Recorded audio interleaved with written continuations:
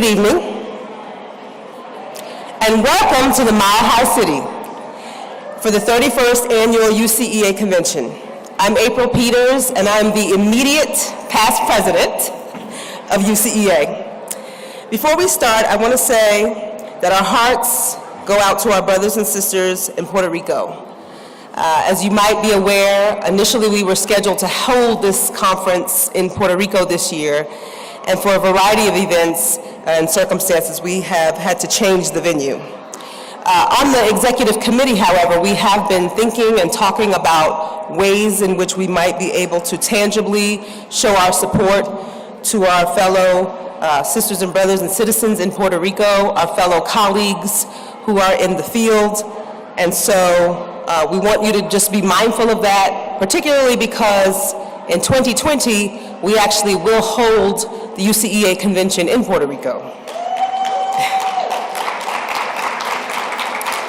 So between now and then, we would like to plan and think and engage in some substantive activities that can meaningfully contribute to rebuilding educational spaces there that have been adversely affected. So stay tuned for that. We are really excited, though, to be in Denver in November. You might have heard that we've been hashtagging that, so as you engage in your social media communication throughout the convention this week, remember hashtag Denver in November.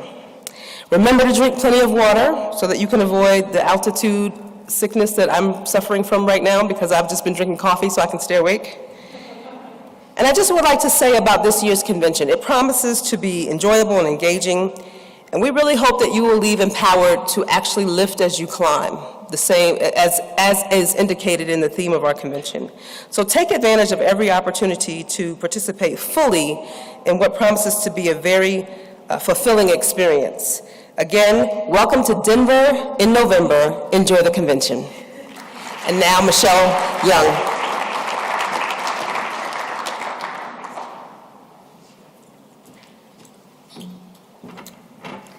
Good evening, everyone. I'm Michelle Young, the Executive Director of UCEA, and on behalf of the organization, I offer you all a warm welcome to the 2017 UCEA Annual Convention. We have a terrific program this year, thanks to the hard work of our convention planning team, and the majority of them are sitting right up here at the front table. Mariela Rodriguez, Miriam Azani, Aaron Anderson, and Cristobal Rodriguez. The submission of high-quality proposals and all of those who work behind the scenes, including the proposal reviewers, we thank you, volunteers, we thank you, and the UCEA headquarters staff, Carl Gildner, Marcy Reedy, and Stephanie McGuire. Our generous sponsors this year, which include the University of Denver, the Wallace Foundation, the University of Pennsylvania, University of Utah, the University of Colorado, Denver, the University of North Texas, the Graduate School at the University of Texas at San Antonio, the Pennsylvania State University, the University of Houston, the Brock International Prize in Education, who brought our speaker to us this evening, Michigan State University, Texas State University, and the University of Louisville. A big round of applause for these folks.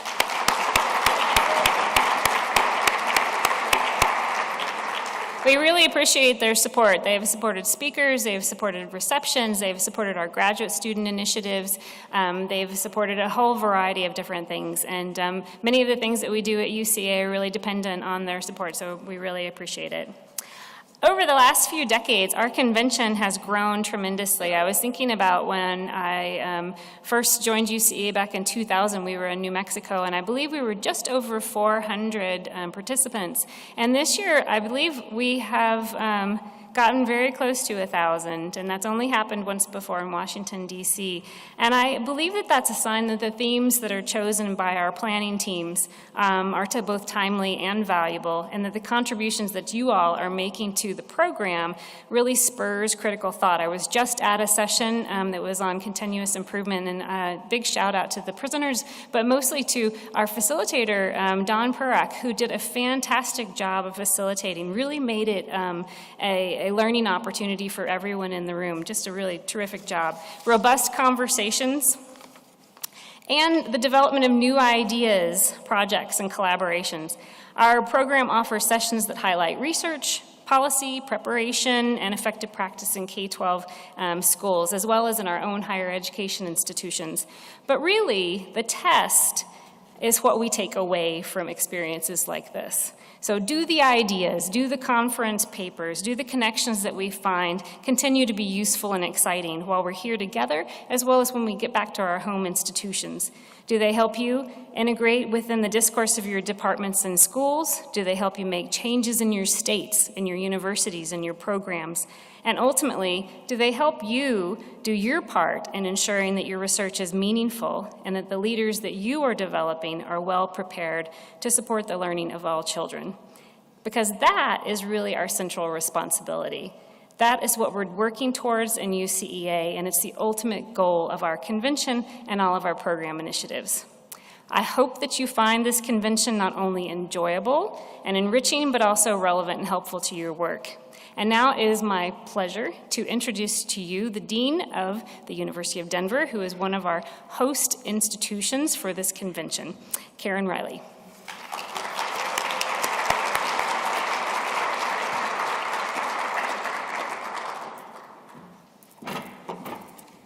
Thank you, Michelle. Good evening, everyone. On behalf of the Morgridge College of Education and the University of Denver, it is my pleasure to welcome you to Denver and to the 2017 UCEA Annual Convention. At the Morgridge College of Education, we believe that education serves as the foundation and means for transformation within our society. We promote educational change and social equity. We provide leadership for the improvement of education, mental health, and informed services. This is consistent with your lived mission as members of UCA. Denver is a wonderful city. I'm a native myself. Actually, my parents are natives, which is quite unusual in this state. Now, past that, we're from a variety of places where you have to take a boat to get here. But it is a wonderful city, and I hope that you have some time to enjoy it. But Denver is a wonderful site for the UCEA convention as well, as it serves as a microcosm for our country with all of the challenges and opportunities of our field. I want to thank you for coming to the Mile High City. I truly hope that you're able to fully engage with the breadth and depth of the sessions and formats of this year's convention, and that you leave both a little bit rested, hopefully you can enjoy something around the city and around the state, but that you leave motivated and inspired as well. At this time, I didn't realize this was such a big deal, but I am going to introduce and turn the podium over to your newly appointed, and perhaps maybe one of the first people to say this on a microphone, right? Your new UCEA President, Mariela Rodriguez. Welcome.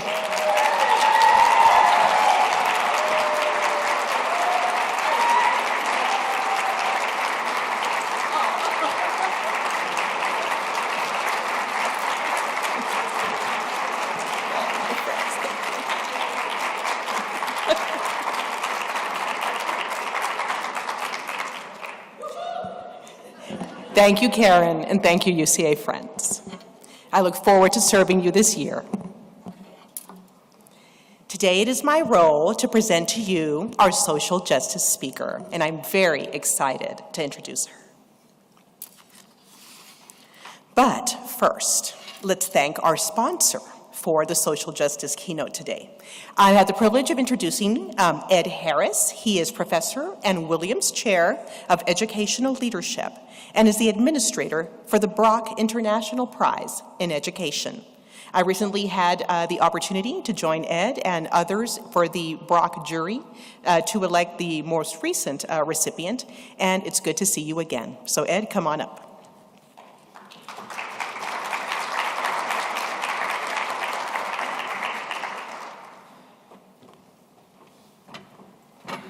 Thank you very much. I know some of you may not know much about the Brock International Prize in Education.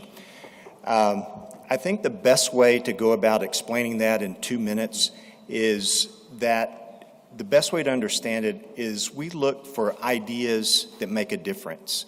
There's two things we look for: an innovative idea, and that idea making a tremendous difference, a tremendous impact on society.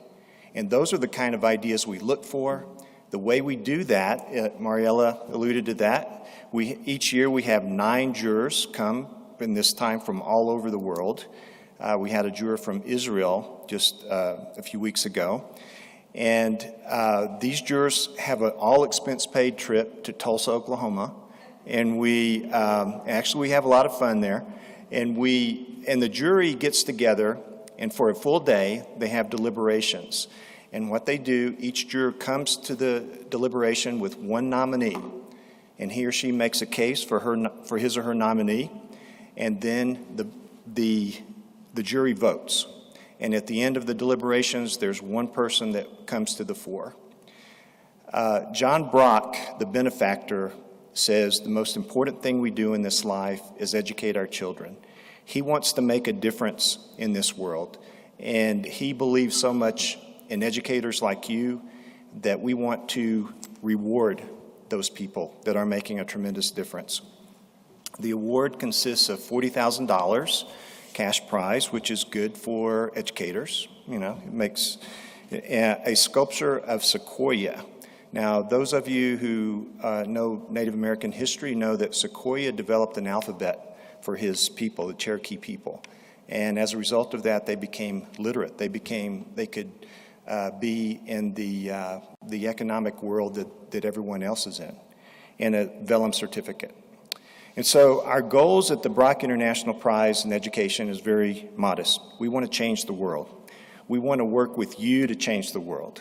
And you're going to meet someone tonight that is doing exactly that. She's changing her world. So Mariella, I'll let you introduce her.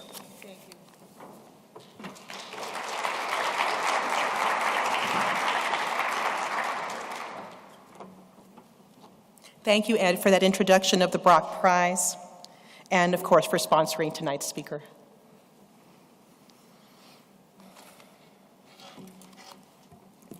In a context of extreme poverty, schools in precarious physical conditions, and an often too violent climate, students in the country of Mexico encounter an insecure present and an even more threatening future. It is in this context that our UCEA social justice keynote speaker has worked tirelessly for over 3 decades to help improve living and educational conditions for children who are the most vulnerable. Dr. Maria Cecilia Fierro Evans is a research professor at la Universidad Iberoamericana León in Mexico.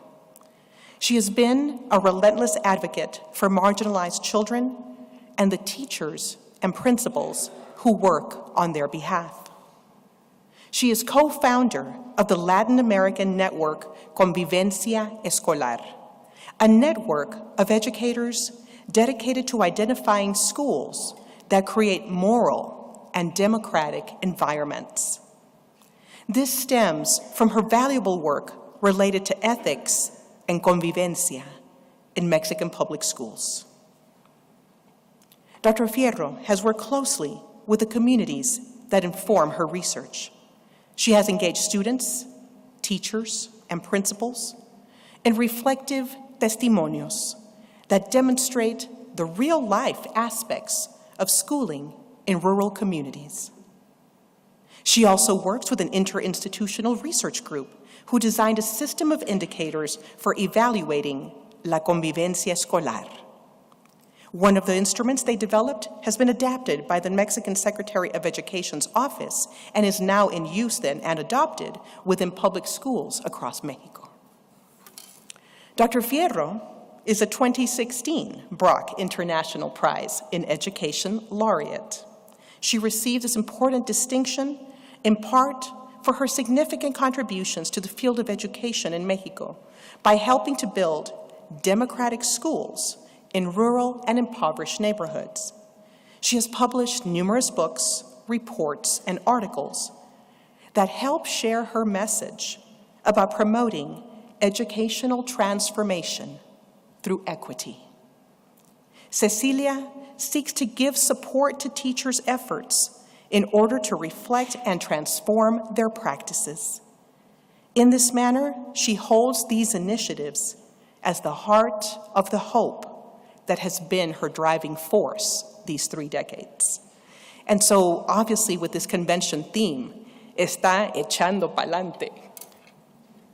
She has been married to her husband, Flavio Rojo, for almost 30 years, and they live in Mexico with their 3 children, Leonardo, Maria Jose, and Ana Gabriela.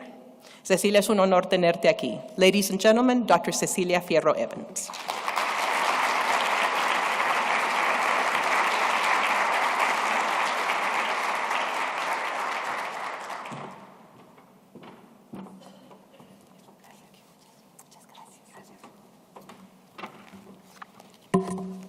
Thank you so much, Mariela, for your generous presentation.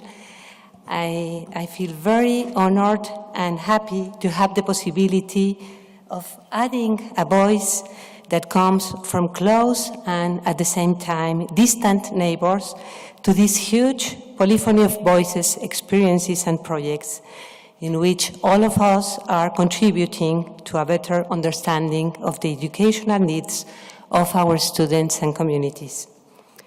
I represent, I forget, here I have, yeah. I represent the voice of a research group that is a part of bigger network, as Mariela says, the Red Latinoamericana de Convivencia Escolar, and our research team is located at the state of Guanajuato, very well known, this capital, the city capital, for the beauty festival, Cervantino, and the beauty city it is. In this session, I want to share a reflection on a very fundamental idea, the inevitable condition of ethical leadership in teaching practices, the reasons, the means, and some consequences related to teachers' professional development. In order to do so, I will speak first. Oh, yeah, yes, I have. Yeah, I have here. Yes, I will speak first of ethical leadership from my personal experience. Secondly, I will refer to the theoretical arguments on each condition and how it can be observed.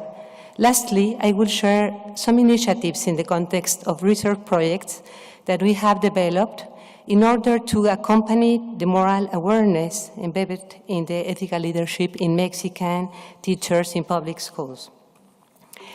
The topic suggested for this conference, Echando Pa'lante, I like very much this expression, has encouraged me to share with you some reflection and experiences related to that subject, ethical leadership, which we can define in the first moment as a way of being and exercising the teaching profession.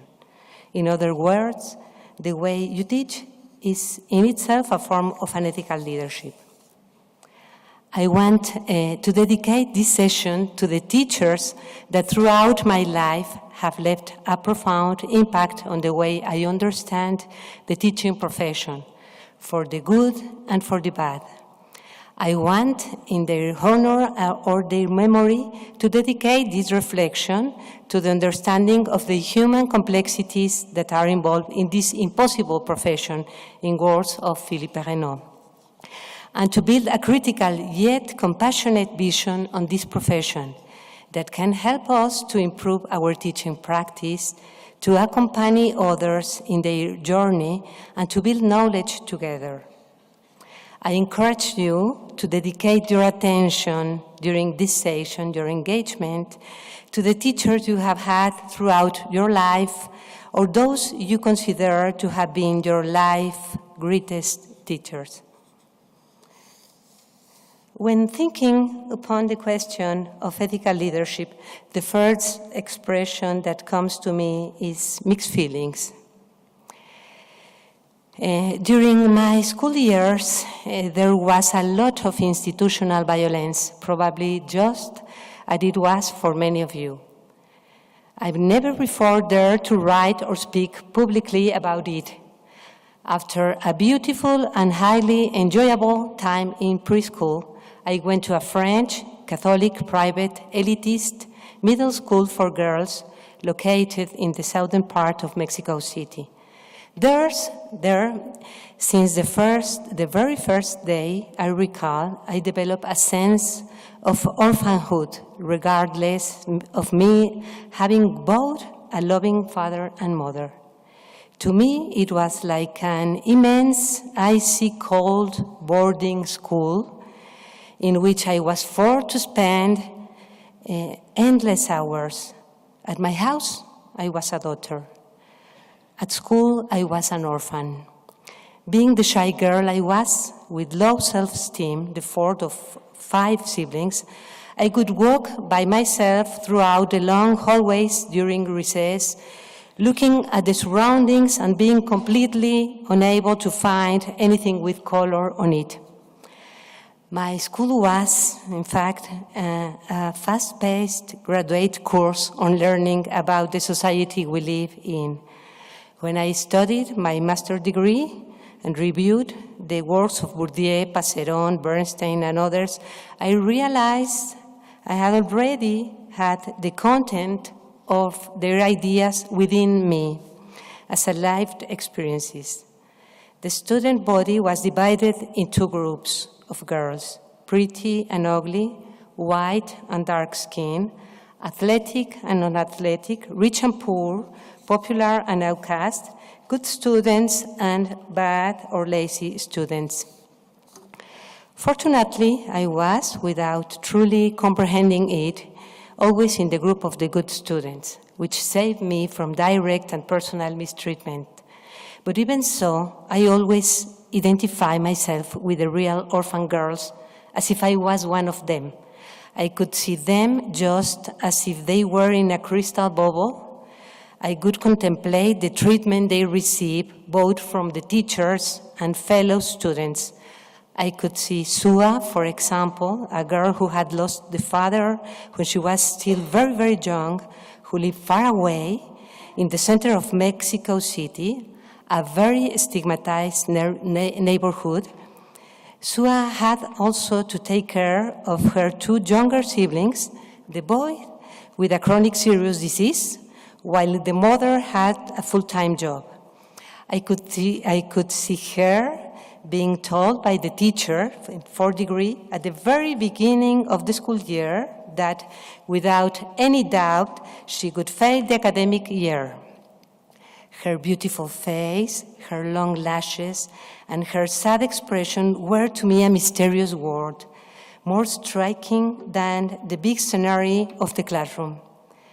Those prolonged periods of observation are the reason, origin, and cause of why I am committed on this field to study. I ask myself why it was worse for them, why always them. Throughout the hallways of that school, teachers work with the most diverse range of profiles and attitudes towards students. And by doing so, they were responsible of the most different practices of ethical leadership. The first teacher, the first grade teacher, Beth, just ignored you. She didn't see you. She could punish you unfairly, as it happened to me, and could you speak to you with a somewhat polite disdain. She was indifferent. The one in the 2nd grade, Connie, would grab, shake, pull, or even slap the girls whenever we did something wrong or we misbehaved. Nevertheless, her use of the force was always followed by displays of affection, which show a certain level of regret, as well as genuine tenderness. This ambivalence of impatience and affection created the idea that the teacher was deep down not that bad, but merely cranky sort of bad, but affectionate. You could work well if you follow all her instructions. The third grade teacher, Isa, threw objects to her students, such as the blackboard eraser, but it was associated with a hostile gaze and grimly threatening, distant gestures. That's why she was bad. Mr. Eva, from 4th and 6th grade, yes, we had her twice, showed us yet another phase, psychological abuse, which hurt much more deeply than the physical one. The menacing words, the humiliations, the sarcastic laugh, the contempt, the differentiated treatment, the constant change of signals. Not a single physical contact, yet her words and gestures made us see her as the worst among the bad and as cruel. It was only in 5th grade that I had a teacher, Miss Patty, who was like a sunshine. In other words, she was the representation of respect and regard. She was a quiet person. She was a woman of few words, but she showed her affection in action. She treated us nicely. She answered all our questions. She congratulated us for our work, for doing the homework, and her teaching style was actually enjoyable as she organized group activities. Learning with her was so beautiful. 32 years of my life have been dedicated to understanding the complexity of teaching practice and to accompany the process of reflection of those who work in this profession, whether they choose to be teachers by preference or if they did, though, due to lack of other options. That was the situation for many teachers in Mexico, or even for unexpected circumstances. Deep down, it's a debt to my elementary education. When I speak of a debt, I refer to a number of questions without answers. I will share with you 3 of those questions. First one, why are teachers so important in children's lives that whatever they did to us will still be a part of our lives? I will refer to this as the unavoidable ethical leadership of teachers, or the power of their authority, the power of their fundamental influence in students' life. In this image of a poster that one of my colleagues at the university made some years ago, reflects my life experience in elementary school very well.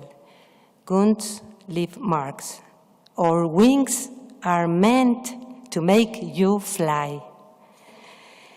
The main thesis of our most recent project with a colleague, Berta Fortul, is summarized in one sentence. The reason for the power of teachers is the fact that their field of work is about human interaction. It isn't merely a profession of care of what is human. Their tools are based on human interaction. It's a profession that is equipped on the basis of exchanges with people, always different, always many, and they have that power, marking, building, breaking, helping to rise. I truly like the way in which Philippe Renaud describes this condition of teacher. I don't know if one person could be so kind to read that sentence, well, I will do. Teaching practice is complex, for it involves all human emotions: love, care, solidarity, bravery, and sacrifice, as well as fear, hunger for power, jealousy, disdain, rejection. Furthermore, teaching practice is a profession that must constantly deal with rules and values, that administers justice, interprets contents and policy proposal. It constructs hierarchies of excellence and inequalities. It grants or eliminates opportunities. Perrenou describes in a masterly fashion what the power of the teacher is, but we remain without an answer to know the reason they have this power. What is that provides them with such power? So I will move to a second question. How do teachers develop their ethical leadership? How can we analyze their influence? An ethnographic study we published in 2003, marking 30 years exactly. I didn't realize before yesterday, some weeks before, 30 years after I finished my elementary school, represent the opportunity to analyze and explain teaching practice from their ethical dimension. As a result of this project, we developed a much clearer vision related to ethical leadership. We define it as the opportunities teachers and or principals offer students to enhance their moral development. Ethical leadership is embodied in their normative attitude, affective and pedagogical practices in everyday school life. This study took place during 3-4 years. We started in 1999 and we published in 2003. We work in 26 different classrooms involving grades, all grades of elementary schools, with target 5 professors with 25 of 30 sessions of observation. All the rest not target 3 or 5 sessions of observation. So we got 206 observation, 45 minutes or an hour more or less, included different moments, the entrance, exit, ceremonies, festivals, recess, etc. And while 182 took place in the classroom. Furthermore, we did deep interviews and also micro interviews with teachers. Here's the definition I have just read, the opportunities. So we move from our general definition to ethical leadership to this one, opportunities that are offered to enhance the moral development of students. And ethical leadership, it's embodied in their normative, affective, and pedagogical practices. Well, I won't tell the whole research, it's not the subject of this session, just the general ideas. We use 2 different theories. In one hand, we use the socio-anthropology theory. We read Agnes Heller's works related to the way she analyzes values development. And on the other hand, we use Lawrence Kohlberg as a psychopedagogy theory related to the moral development of students. The idea was to understand what was the kind of opportunities teacher would offer and how could they do that. Those theories, in a superficial idea, we could think that they are opposite, but no, they have in common important elements, as I will show. They agree in 3 elements that contribute to the moral development of individuals. The role of authority, that will be very important related to ethical leadership, the internalization of moral norms and ethical principles, and the moral conflict.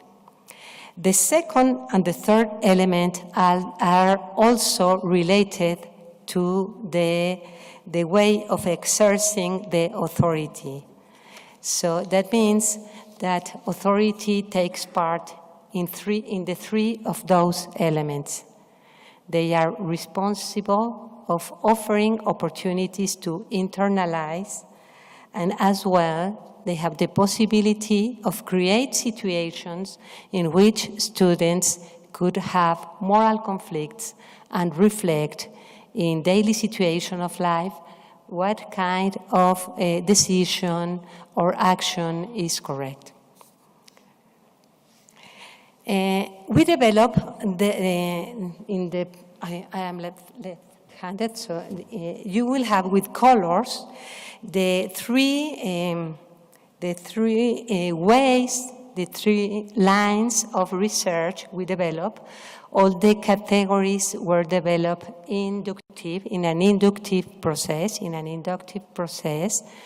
and we start seeing how important it was normative behavior. So at the very beginning of the research, we start identifying the reference to specific norms.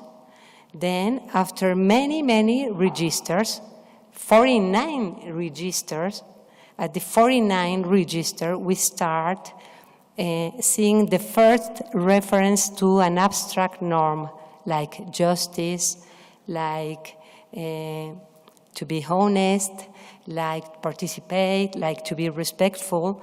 And that was a signal of not to have too much attention of that kind of norms. And the third element, the third category has been consistency on the practicing of norms. On the second line, we construct, since the registers, a concept that we didn't find in the literature of moral education, that is the concept of vehicle. Vehicle, it's the resources the teacher uses to accomplish the norms in class. So the way the teacher uses to correct students, we name vehicle. And we also study the affective expression. That means all the expression of caring related to educational or personal needs of students. And the third part of that research was the pedagogical behavior of teachers. In that, we built two categories. The first one is the generation of moments of academic reflection, and the second is the generation of moments of moral reflection about situation of daily life, situations of the country, on the world, etc. This is the kind of questions that the registers organized that way could answer. What are the rules in this classroom? What is the ethical code in this classroom? In which way are they established? What level of consistency is perceived in their compliance? What resources does the teacher use when correcting students' comprehension mistakes? In which manner does the teacher address the needs or issues brought up or manifest by its students? What means of resources do the teachers most commonly use in order to reinforce the rules? Which others are used occasionally? So these are the kind of questions that those categories could answer about those teachers. Does the reflection on everyday life partake in classroom time? Is there a set time during the class dedicated to reflecting about complex intellectual and academic topics, etc.? Yeah. Let's take a moment now to stop and visualize in our minds those teachers you have all been thinking about, or even those I refer at the beginning of this conversation. These are the theoretical schema we built on to understanding how was the power of the ethical teacher and how is the way we could organize or analyze their behavior. So we find the first line that comes from theory is the reference to the norm and the ethical principles that are behind the norm. The second axe is the exercise of authority. With those axes, we will understand and we will how some behaviors of teachers could be understood. We have Patty, for instance. What is the strength of her pedagogical model? I talked that she was the teacher for the 4 degrees. She was a sunshine. In the graph, we can see her place in the group number 1. Her actions reinforce the purpose of the norms throughout a considerate, dignified, and respectful treatment, which contributes to its internalization by the students. She promotes school success in an environment of support and active participation. Let's see, for instance, Connie from 2nd grade. She combines resources from a group number 2. The group number 2, they call out the non-compliance. They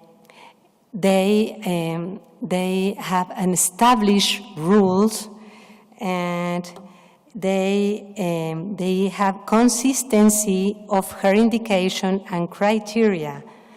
But she combines with elements of number 4, such as the use of physical force in moments of anger and displays of affection, which are common in group number 1.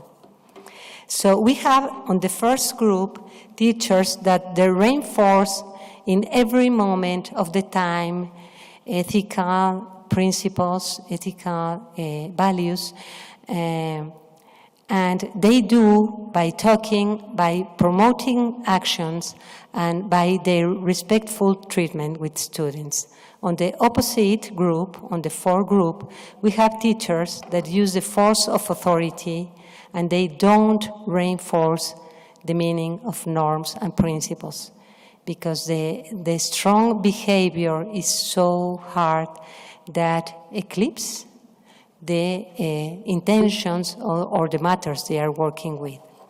We have on the group 3 the teachers that have inconsistent behavior or teacher-centered. The situation, as we know very well, that changes by the humor, the time of the day of the week, and so you never know what's going on with that kind of teachers. And on the group 2, they have consistency and provide respectful. So I was talking about Connie. I said that she was using opposite elements, but she reaches to communicate that she was engaged to student learning process. That explains why we didn't perceive her lack of patience so deeply as we did, because it was softened both by her consistency and displays of affection. We were provided not only after episodes of violence. This made her very different from Isa on the 3rd grade, who used her position of authority in a distant manner. Isa is on the group of 4 because she represents hardness. Nevertheless, she was consistent, so she combined the blue one, the group with the number 2, with the 4. That means that for students, we always will have certainty on what was going on in the classroom.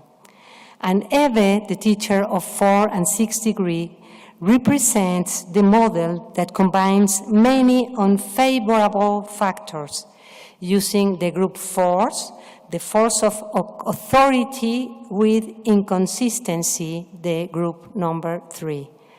One could never know who would be the next. The verbal abuse was both constant and deep. This kind of behavior promotes the development of submissive attitudes, behaviors of simulation, of constantly following the changing signals coming from her authority. This represents the exact opposite of a safe and predictable environment that can help students internalize what is expected for them. This is why ethical leadership based on force and margins of discretion promotes negotiation with authority based on interest. Maybe we have the same kind of schema to understand the affective expressions. We have the group one, the teachers that identify and address student needs in a respectful way. In a group two, we have teachers that punctually attend student needs. They still being respectful, but in a way less expansive, for say. In group three, we present a changing signals or inconsistency. That means that that teacher can say hello one day, but can't give a word in the next day. If he has bad humor or good humor, he will change all the time. And in group four, teacher relies on the use of force authority. So those lines, those theoretical access that comes from theories in the common element from Heller and Kolber make us, give us the possibility of helping teachers to understand the kind of leadership by developing their profiles. We don't have black and white. We always have combination, but we have recurrences. So we're still repeating some of our principal resources, and we are aware of the kind of leadership we are developing. We can start working on it. Can all of you identify the groups, the kind of leadership profiles of your former teachers, maybe? Or what about our personal profile? The analysis of data, of those data, reveal a landscape that enables us to arrive at the following conclusions. Ethical leadership is grounded in the normative, affective, and pedagogical behavior of teachers. Ethical leadership, it's at the very heart of the teaching practice. It's nothing but the daily expression of the moral development of the teacher. For this reason is that we can see it translated onto norms and their enforcement in the treatment used both to correct students and to address whichever personal and learning needs arise. In the approach and guidance of pedagogical tasks, particularly those that promote academic and moral reflection in students. For Kohlberg, that's very important because the development of moral judgment, it needs an abstract process of thinking. So it's very important that teachers do in that field.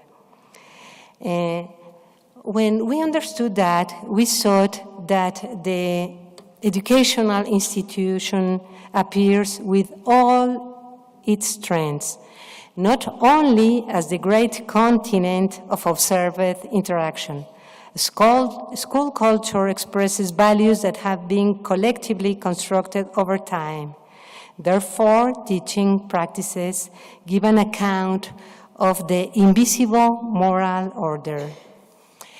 This invisible moral order is which reproduces exclusion. It's not precisely a fixed and stable set of declared moral rules in which almost all of us might agree on, but rather it's a continuous process of building and renegotiation in each school in considering the way educational agents understand their rights and responsibilities in considering the reasons they find for the causes of the problems and the issues they face, as well as the criteria they consider when deciding what is right and wrong. This concept, made by Curry, a Finnish research, the invisible moral order, it's something like the bottom part of an iceberg. In another research device, we work very hard with the idea of the iceberg, because in that part, teacher can work on reasons behind their actions, criteria behind their decisions. And when they start discussing that with colleagues and analyzing specific situation, they can recognize some patterns of discrimination, of some kind of ideas that are established and separate students. So we find out that the analysis of ethical leadership is closely related to the issues of quality and equity in education. The situation of students who fall behind in class or repeat courses, it's many, many times in our field, in our experience in Mexican school, it's associated very often with the use of vehicles and affective expression based on recrimination, disregard, mockery, and unjustified punishment. Analyzing them with the protagonist, with the teachers, from a perspective of ethical leadership allows evidencing the mechanism under which teachers, without being aware of it, aggravate the disadvantaged condition of such students. We have some other questions, but I will go to the last one, the third question. How can we encourage the development of ethical leadership on teachers in the context of their professional development and the educational institution? We know very, very well that some teachers aren't always satisfied with the way they work with the students. In these cases, when a teacher wishes to be better on what he or she does every day, the answer pulls us back to his or her life story. We cannot improve our teaching practice by leaving ourselves out as actors. What's the reason for this? Because it's our own selves who are out there inevitably in the game of human interactions. Our professional development cannot be separated from the whole person we are. And that has many consequences related to the teaching formation and educational change. We receive, by the Minister of Education, many offers of developing innovative projects or pilot projects, and we also receive invitations such as this one. Can you try to do the pilot of 8,000 teachers or 8,000 schools, 10 states on the country? And we said, well, if we are talking about moral education, that will be very complicated. We have to work face-to-face, one by one, and it's impossible to generalize a device to be used with the idea of, in Mexico we say, the chain, la cadena, en cascada, the fall down, yeah, the way of teaching training, that it's very used. Then they receive only a paper with the ideas they have to do with the next reform, the next activity, the next wonderful idea that will change the education of the country. But we find just a few initiatives in which teachers are seriously considered as a person, as a human person, with a biography that has been reviewed and with a kind of leadership model, profiles of leadership that has been learned during the family and educational time years, so it's not easy to make changes. So what we understand is that besides our life story, we build stories in which are the characters, our protagonists, together with the children and young adults we didn't choose to be there, and on whom we will fulfill or not our designs and purposes. We are the ones to inspire or motivate them. Is this condition of the teaching practice, this constant co-construction that happen throughout cycles of exchanges, that imprints a dramatic dimension to this profession. They are characters, plots, episodes, and outcomes that will never be repeated. The stories that are written every day in those classrooms, in that precious time, the children and young people time, that will not ever come back, are the realities in which the teaching practice is experienced in the schools. We have here a testimony of a professor. I heard that testimony many, many years ago in 1992, and I bring into this session because that kind of testimony of being on the wrong place, it's not absolutely strange in educational field. This teacher says that I became teacher both by chance and calamity. My family lost everything in the flooding of '74. In such state of need, my father contacted one of his friends, who was his compadre. In Mexico, we say compadre, who was a supervisor of the union of teachers, and he got me a place. With his hand, he pointed towards the hills and told me, "Do you see that far away there? Making mistakes and ruining things, you will learn to become a teacher." I find those words very, very, very hard, because that ruining things, that learning, committing mistakes, that meant life of students' life, the single one opportunity of every person in the life.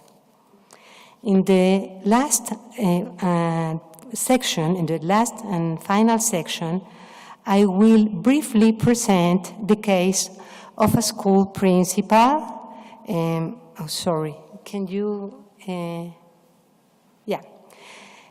I will present the case of a school principal who participated in one of our teacher development programs and who made important changes in this practice.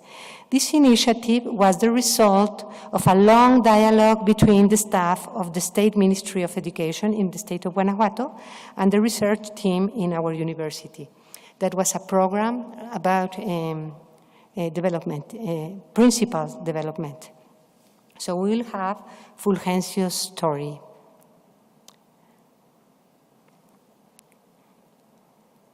Well, okay.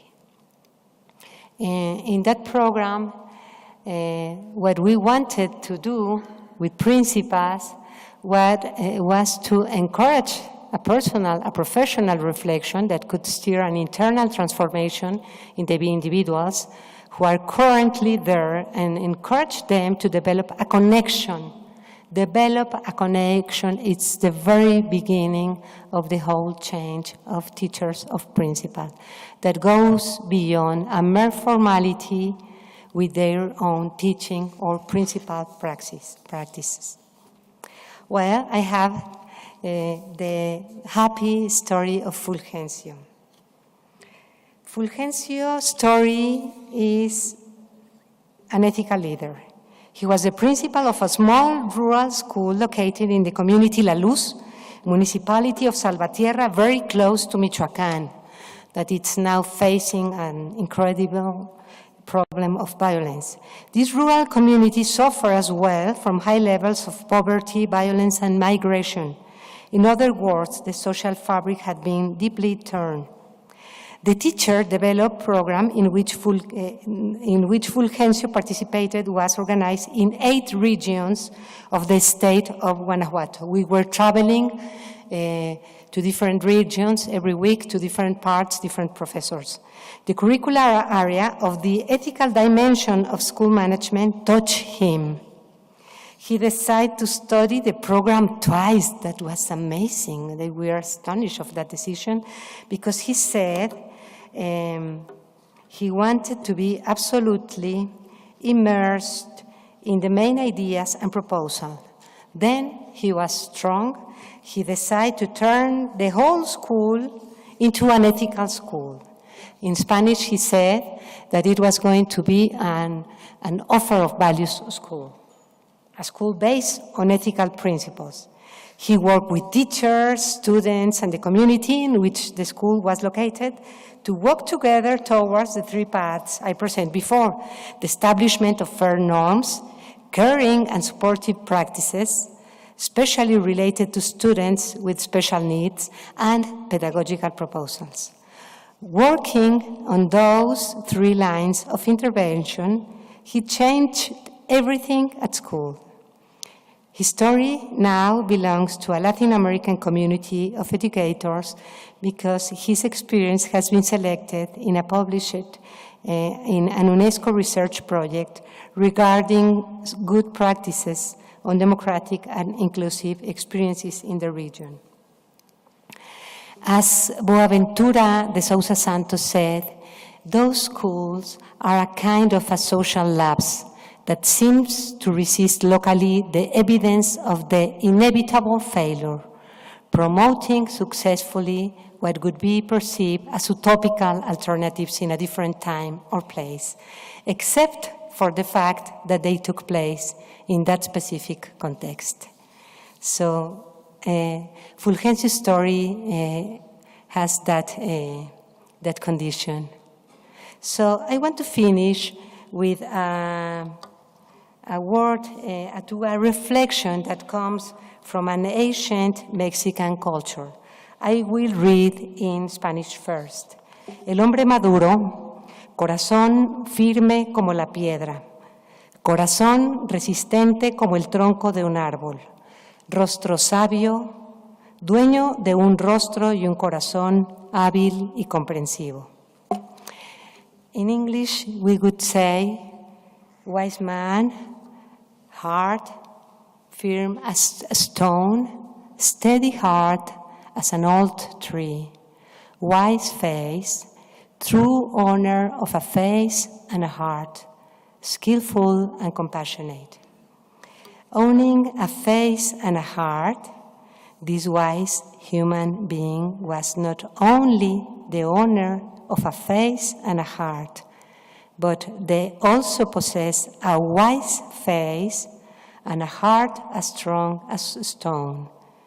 This epithet implies that the wise human being has received the influence of the Nahuatl education. And in this session, in this conference, I could think that that reflection can very well use to think about what ethical leadership is. I don't know if you agree. Thank you very much.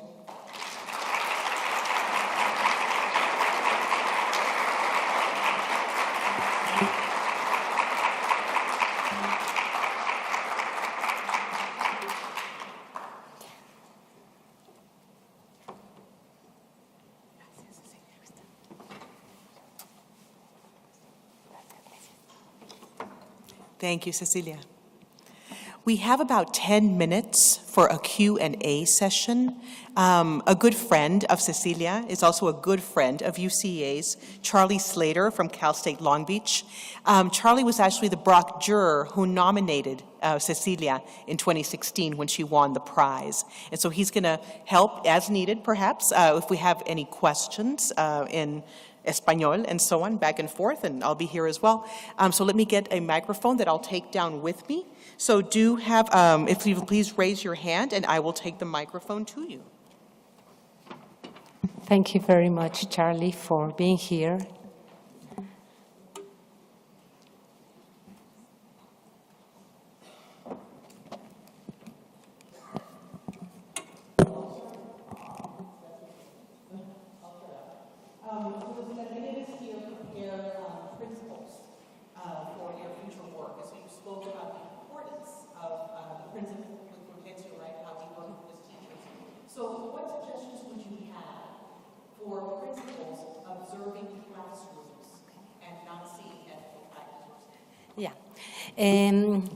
As we develop a way of organizing research activities in which we always have connections between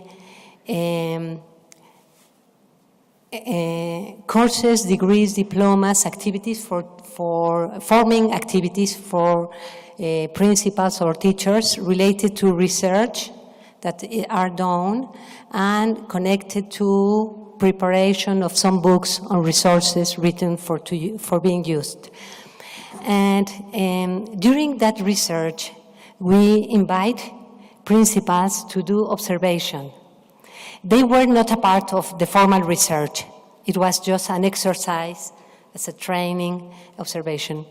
That was so strong for them that many of them changed their mind because an important number of principals has never, ever, ever visited their teachers. They didn't know even how was the way of doing teaching classes. They didn't have any rule or indication to visit classes. So what happens is that we have an explosion of moral dilemmas of principals. That's the reason I work on that research. They had strong dilemmas after visiting classes. So if we think that we are in a process of forming principals, I think having conversation and observing classes without any, we use open registers, always ethnographic registers. We never have a guide of observation, good and wrong, good and bad, never, ever, ever. Always the idea was to understand, but they were astonished to discover, for instance, an excellent teacher in a person that was marginalized in the team group because it was shy, because it was not very political. So they discover their valuable teachers in which they could reinforce the activity of school. And at the same time, they were shocked to see things that happened without any problem. Teachers' mistreatment of students come without any problem. In that time, we didn't have the kind of regulations we have now related to behavior with students.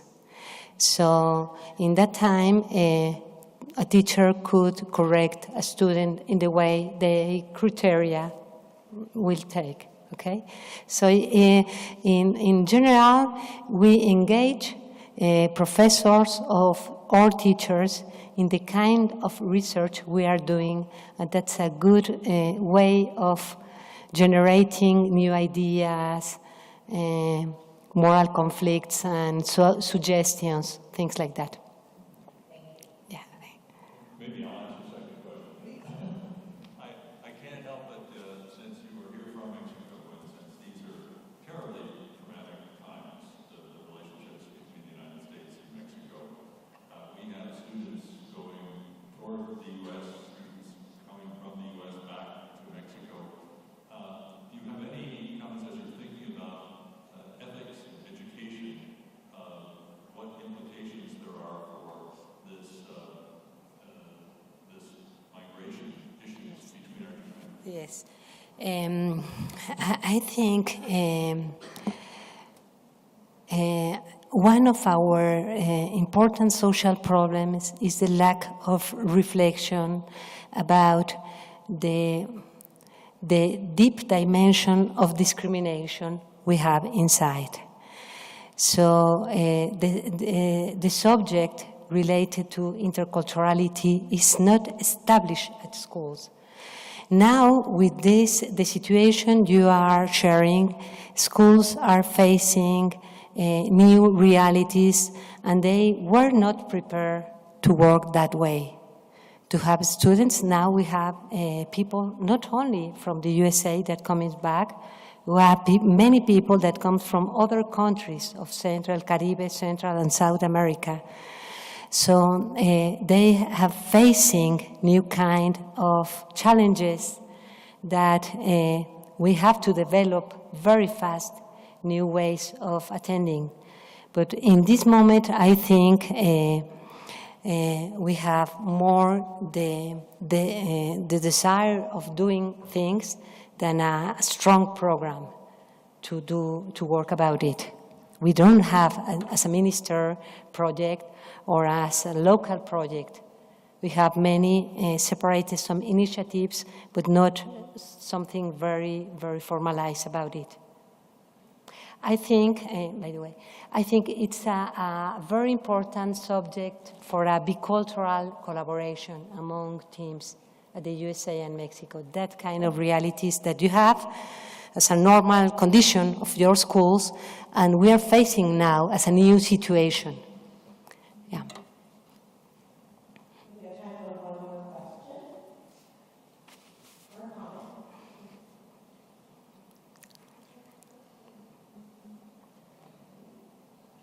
Yeah, here, yeah, no, yeah. Uh-huh.